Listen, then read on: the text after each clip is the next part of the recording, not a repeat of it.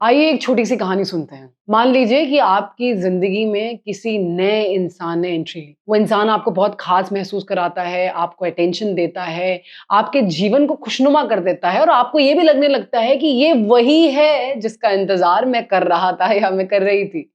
फिर अचानक से कुछ दिनों के बाद वो इंसान गायब हो जाता है।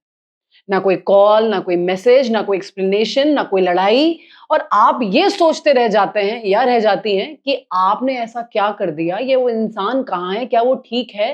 क्या मेरे से कोई गलती हो गई या मुझ में कोई कमी थी कि वो मुझे बिना बताए भाग गए? और इस चीज़ को बोलते हैं घोस्टिंग। पर लोग घोस्ट करते क्यों हैं? सबसे बड़ा रीज़न माना गया है कि कन्फ्रंटेशन से डरते हैं ये लोग। इनको बहुत बार गिल्ट भी होता है कि अगर इन्होंने आपको सच बता दिया तो आपको बहुत दुःख हो जाएगा।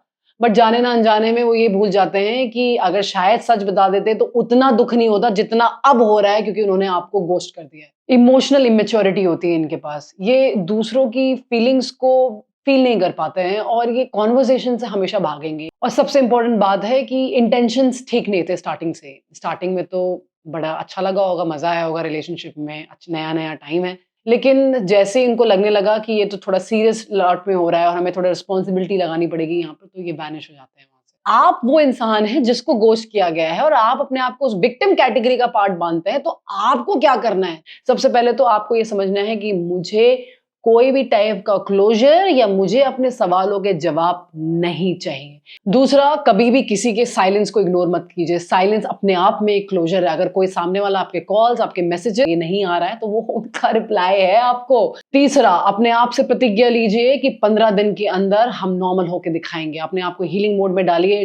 नो कनेक्शन व्रत का पार्टिसिपेशन करिए। 15 दिन के अंदर आप वो सब कुछ करेंगे जो आपको हील कर सकता है। आपको वर्कआउट, आपका रूटीन, टोटल क्लीन डाइट में जाएँगे। कोई भी जंक फूड का सेवन नहीं करेंगे। आपको फेस करना है, आपको अपने इमोशंस को सप्रेस नहीं करना है एंड ड्रिंकिंग एंड स्मोकिंग ये चीज़ें हमारी बॉडी के इमोशंस को सप्रेस करती हैं, एक्सप्रेस नहीं करती हैं। और अब मैं आपसे पूछना चाहूँगी कि आपकी ज़िंदगी में आपको किसी ने घोस्ट किया है और किया है तो आप कैसे उन चीज़ों से बाहर निकल पाई या निकल पाए हैं?